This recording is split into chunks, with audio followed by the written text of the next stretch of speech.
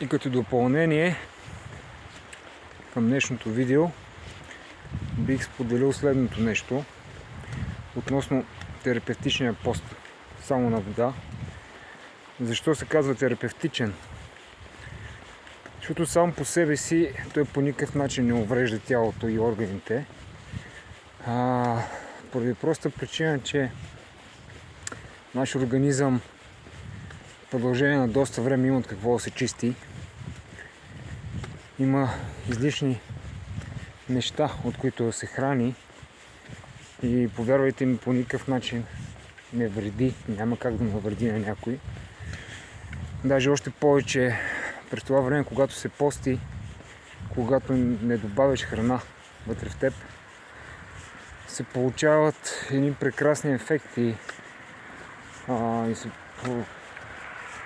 не само получават, те сами по себе си идват едни страшни притоци на енергия, които може би никога не си се представил, че имаш вътре в себе си. Защото нека не забравяме, че 85% от нашата енергия всеки път отива в преработването на храната, в мисли за това кога и как ще се храним и с какво ще се храним. Така че в момента, в който не се храним, вярвайте ми, че енергията ви расте. Желанието за живот расте. В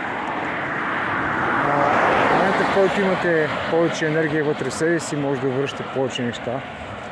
Да се чувствате по-удовлетворени и със сигурност така ще се чувствате.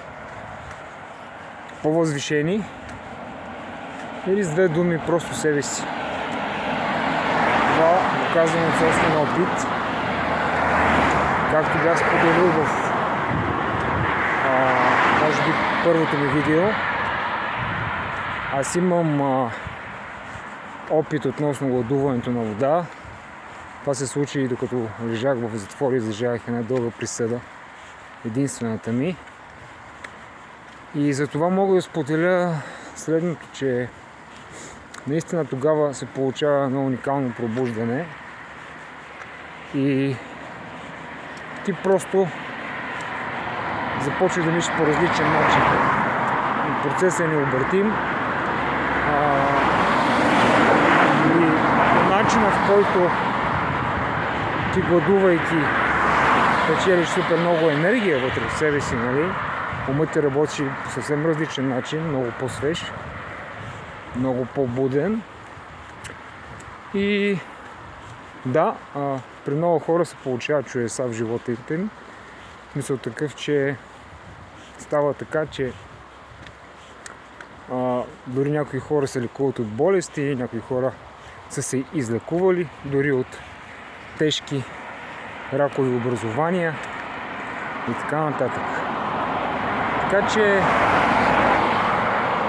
от собствен опит мога да споделя следното нещо, че не е нужно да се страхуваме от това да постим. Мисля такъв най-елементарното, дори да прекараме един фастинг веднъж в седмицата, би било чудесно за всеки един от нас. Даваме малко почивка на нашите органи и така се чувстваме по-добре. А вече дългите дни лишени от храна, да, там действително си трябва подготовка, но вярвайте ми, че всеки един човек може да го направи. Абсолютно всеки. Стига да има желание, да има ясно изразена цел, какво иска да постигне чрез това нещо и може да го направи, да. Аз съм пример за това. И така, ето вижте, сега искам да ви покажа малко от тук природата, в която се разхождаме. Тук отпред е един от участниците в нашето събитие, така наречено. А именно пак напомням, че става въпрос за така наречения поход под името 1 милион стъпки за Господ. Да, той е с ясно изразена духовна цел, но всеки, нали, се открива сам себе си тук, какво иска да постигне и какво цели чрез тези 21 дена на, кавички казано, лишения, и преминавайки всеки ден едно дълго разстояние от километри. Може би, нали, някои хора са тук, за да тестват своите възможности, чисто физически, някои са просто за духовно просветление, или може би и двете, или може би много повече. Всеки знае своите причини. Аз лично съм тук, за да благодаря на Господ, че чу моите молитви, още докато бях вътре в затвора, постейки, понеже аз имах много голямото желание да се прибера в своята страна България, където предстоеше да бъда освободен по-скоро.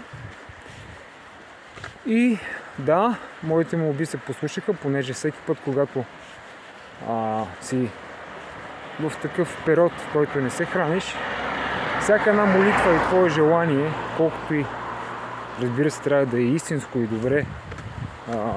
добре формулирано и отправено към Вселената, то се връща много по-бързо към теб. Да, ще има много хора, които може би няма да са съгласни с това нещо, но определено това е така, аз мога да кажа собствен опит. Да, за мен поста, който постих в един доста тежки условия в румънски затвор, ми достави по-бързата свобода. И аз може би главно, не може би със сигурност, съм тук, за да благодаря на Господ, че ми даде тази възможност да се радвам на свободата си с минимум 5 години по-рано, отколкото беше периода на моето освобождение. Тук съм, за да осъзная кой е точно моят път в живота, смисъл моята дейност, моето призвание, какво точно